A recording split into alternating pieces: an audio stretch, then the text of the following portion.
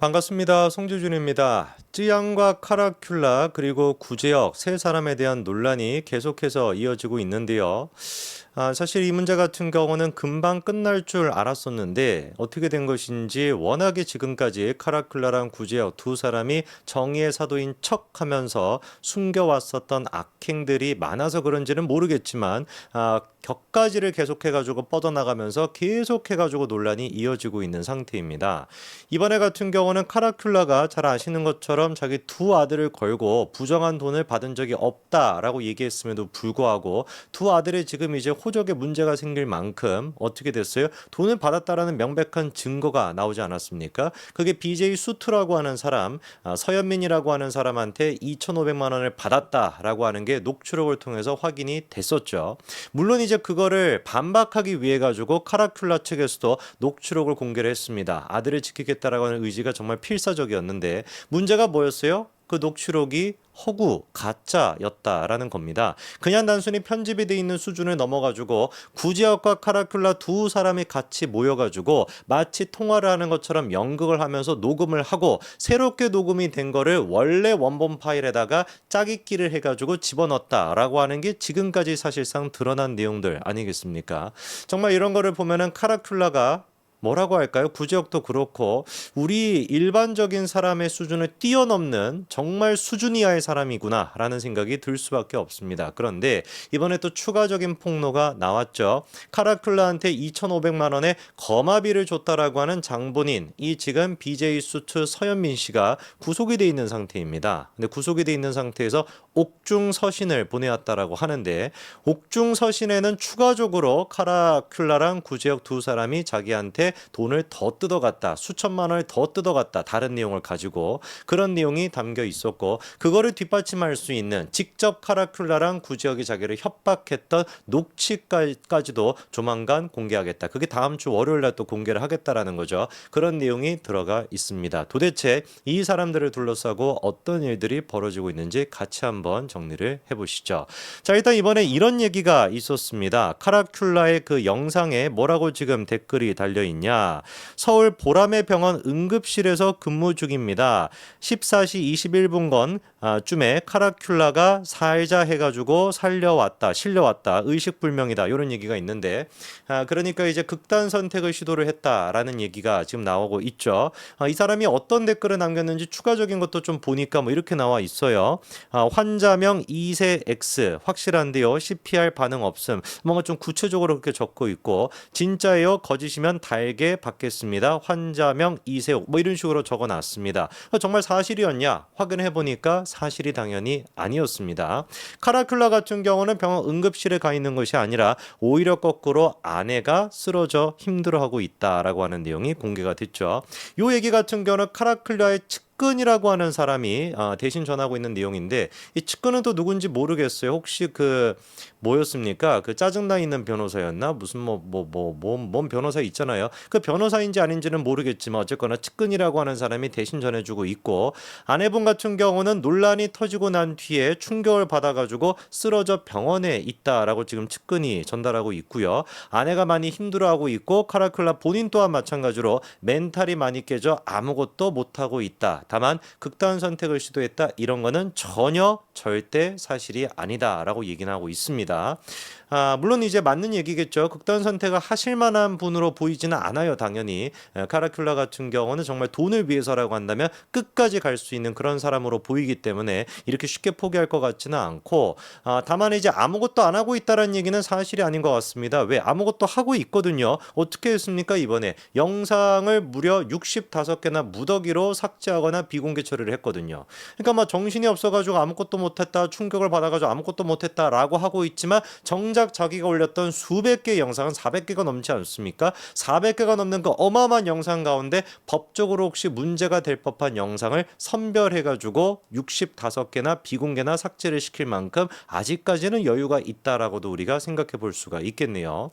자, 이 논란이 지속이 되면서 찌양 측에서는 추가적인 입장을 내놓은 게 있습니다. 자기 외에도 추가적인 피해자가 더 많이 있다라고 하면서 사이버레카 특별법이 필요하다 이렇게 얘기하면서 좀 비하인드 스토리를 공개하기도 했어요. 가로세로 연구소가 지난 10일 날 저녁 7시에 이 쯔양님과 관련된 녹취록을 처음으로 공개하지 않았습니까? 근데 그 7시 10분 전 6시 50분에 가로세로 연구소에서 이거를 공론화하려고 한다라고 하는 사실을 알게 됐대요. 항상 이제 그 가세형 같은 경우는 미리 영상을 예고를 해놓지 않습니까? 그 예정이라고 하나 뭐 이런 식으로 이제 예고를 해놓기 때문에 7시 딱 시작하면 이제 시작이 되는데 그거를 이제 10분 전에 발견을 했다는 것이죠. 그 찌양님 입장에서는 어떻겠습니까? 자기한테 미리 얘기하지도 않고 자기의 과거나 이런 것들이 지금 다 공론화가 되는 거다 보니까 굉장히 당황할 수밖에 없겠죠. 그래서 부랴부랴 유튜브 측에게 문의를 해가지고 이거 어떻게 영상을 반영하는 거를 막을 수 없냐라고 했지만 방토가 없다라고 하는 대답을 들었다는 거예요. 솔직히 이 부분에 대해서는 좀 법적 조치가 필요해 보입니다. 앞으로 당사자의 어떤 그 확인이나 이런 거 일체 없이 그 유튜버 같은 경우는 또 영상 삭제나 이런 것도 잘 안 되거든요. 그래서 이 부분에 대해 가지고 찌양님과 같은 또 피해자가 발생하지 않도록 찌양님이 원치 않는 그런 어떤 과거가 드러나는 것을 막을 수 있는 제도적인 게 필요해 보이는데 그 부분에 대해서도 좀 찌양 측이 입장을 얘기한 것 같아요. 그리고 찌양님 이외에 더 많은 피해자가 있다라고 했었는데 관련돼 가지고 이번에 추가적인 얘기가 딱 맞춰 가지고 등장을 했습니다. 카라큘라 협박 추가 피해자가 나왔다. 협박당해 가지고 무려 3천만 원이나 보냈다라는 것인데 여기 지금 보시면 사업가 서모 씨가 옥중 서신을 보냈다라고 하는데 이 서모 씨가 바로 누굽니까? 서현민 씨를 뜻합니다. 이 서현민 씨가 BJ 수트라고 하는 사람이고요. 이 사람도 사기꾼이에요. 코인 가지고 사기를 쳤던 사람입니다. 그러니까 사실 뭐 우리가 뭐 어른들이 하는 얘기 중에 끼리끼리 논다 약간 이런 얘기가 있지 않습니까? 그러니까 카라큘라도 그렇고 구지혁도 그렇고 뭐 BJ 수트나 서현민도 그렇고 다 비슷한 사람들끼리 몰려 있었던 것이고 제 주변 지인들 가운데서도 카라큘라랑 뭐 이렇게 좀 인연이 있거나 또 친분이 있는 사람들이 있는데 이번 기회를 통해서 영상 지금 보고 있으면 제 지인이 제발 좀 손절했으면 좋겠다라는 말도 좀 대신 전합니다.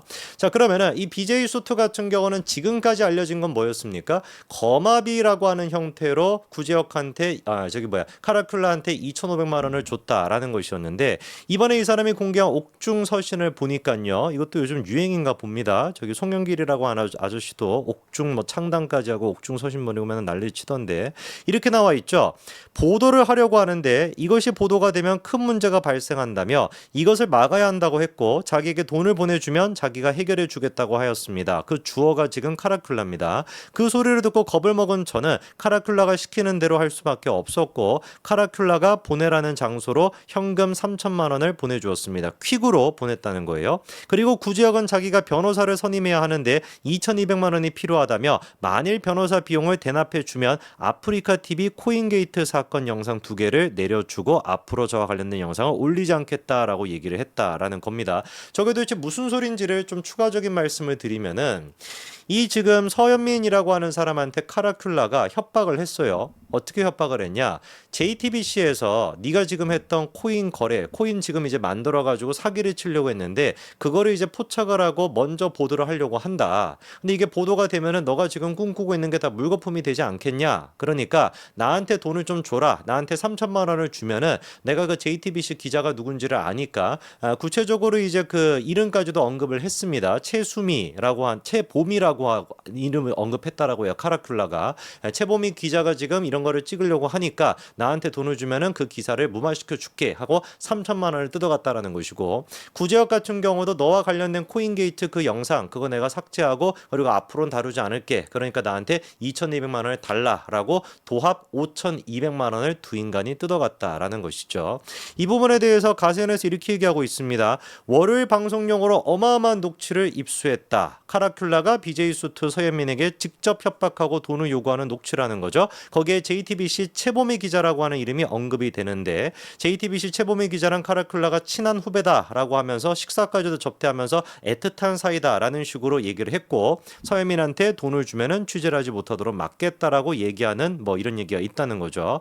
근데 문제가 뭐냐? 최보미 기자 같은 경우는 카라큘라의 주장에 따르면 권도영을 취재하기 위해서 말레이시아까지 갈 만큼 전투력이 있는 기자라는 것인데 있는데 문제가 앞만 찾아봐도 최범이라고 하는 사람이 없다라는 거예요. 그래서 저도 찾아보니까 뭐 이딴 얘기밖에 없습니다. 최범이 해가지고 뭐 저렇게 지금 기사 제목을 제가 읽지는 않을게요. 저거 보시고 또 찾아보고 또 클릭하고 그러시면 안 되는데 뭐 하셔도 되지 뭐. 어쨌거나 뭐 저런 지금 최범이밖에 없지 기자라고 하는 최범이는 나오지 않고 있습니다. 그러다 보니까 강력하게 의심이 되는 게 뭐겠어요? 카라큘라가 있지도 않은 최범이라고 하는 사람을 가상으로 만들어내서 JTBC가 취재하려고 하니 이거 나한테 돈을 내놔라 라고 협박을 하지 않았을까. 가상의 인물까지 만들어낸 게 아닐까라는 의심이 들 수밖에 없는 부분이죠.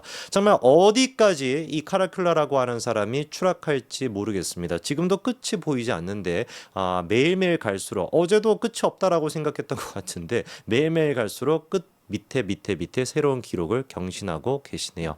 여기까지 말씀드리겠습니다. 감사합니다.